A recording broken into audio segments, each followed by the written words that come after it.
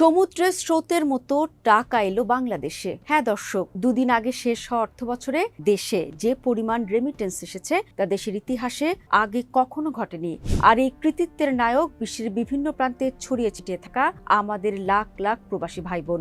দিনরাত এক করে হাড় ভাঙা খাটুনি খাটা সে মানুষগুলো যাদের আমরা ভালোবেসে রেমিটেন্স যোদ্ধা বলি, তাদের পাঠানো টাকাগুলোই আজ দেশের ভঙ্গুর অর্থনীতির সামনে এক বিশাল স্বস্তি হয়ে দাঁড়িয়েছে। দর্শক, সদ্য সমাপ্ত 2025-26 অর্থবছরটি বাংলাদেশের অর্থনীতিতে ইতিহাস হয়ে থাকবে। বাংলাদেশ ব্যাংকের 1 জুলাইয়ের তথ্য বলছে, এই 12 মাসে প্রবাসীরা দেশে পাঠিয়েছেন রেকর্ড পরিমাণ 35.56 বিলিয়ন মার্কিন ডলার। বাংলাদেশি মুদ্রায় হিসাব করলে এই অঙ্কটা দাঁড়ায় অবিশ্বাস্য 4,38,128 টাকারও বেশি।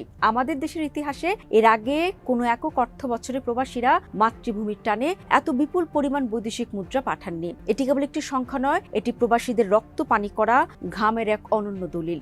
দর্শক, গল্পটা আসলে কেমন ছিল চলুন একটু পেছনে ফেরা যাক। এর আগের অর্থ বছরেও রেমিটেন্স এসেছিল 3,032,90,00,000 ডলার। তখন মানুষ ভেবেছিল, বাহ, বেশ ভালোই তো টাকা আসছে। কিন্তু এবারের গল্পটা সম্পূর্ণ অন্যরকম, একেবারে অবিশ্বাস্য। মাত্র এক বছরের ব্যবধানে প্রবাসী আয় 1 লাখ বেড়ে গেল 523,30,00,000 ডলার, অর্থাৎ শতকরা হিসেবে প্রায় 17.3% প্রবৃদ্ধি। এখন প্রশ্ন জাগতে পারে, হুট করে এই অবিশ্বাস্য জোয়ার কিভাবে সম্ভব হলো?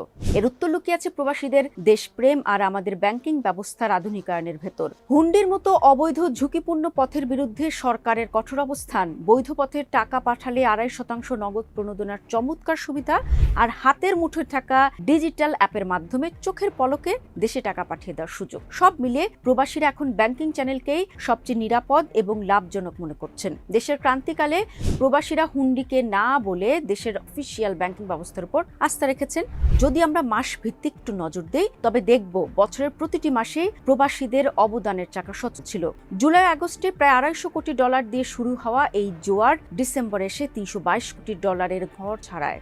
আর সব রেকর্ড ভেঙে চুরমার হয়ে যায় মার্চ মাসে পবিত্র রমজান ও ঈদের আনন্দ প্রিয়জনদের সাথে ভাগ করে নিতে প্রবাসীদের আকুলতায় এক মাসে দেশে আসে রেকর্ড 375 কোটি 22 লাখ ডলার। এখন প্রশ্ন আসতে পারে, এই যে এত ডলার এলো, এতে সাধারণ মানুষের বা দেশের কি লাভ হলো? লাভটা কিন্তু সাধারণ মানুষের দৈনন্দিন জীবন থেকে শুরু করে বিশ্ব দরবারে দেশের আন্তর্জাতিক মর্যাদা সবখানেই প্রতিফলিত হচ্ছে। রেমিটেন্সের এই জোয়ারের ধাক্কায় দেশের বৈদেশিক মুদ্রার রিজার্ভের যে তীব্র খরা চলছিল তা কেটে গেছে। বাংলাদেশ ব্যাংকের মোট রিজার্ভ এখন 37.56 বিলিয়ন ডলারে গিয়ে ঠেকেছে। আর IMF এর আন্তর্জাতিক BPM6 পদ্ধতি অনুযায়ীও নেট রিজার্ভ দাঁড়িয়েছে 32.90 বিলিয়ন ডলারে। একটি দেশের অর্থনীতির ফুসফুস হলো তার রিজার্ভ, আর আমাদের ফুসফুসকে সতেজ রাখছেন প্রবাসীরাই। সহজ কথায়, বিদেশে থাকা আমাদের ভাই বোনেরা শুধু দূর থেকে নিজেদের পরিবারে চালাচ্ছেন না, তারা পুরো দেশের অবরুদ্ধ অর্থনৈতিক চাকা সচল রাখছেন।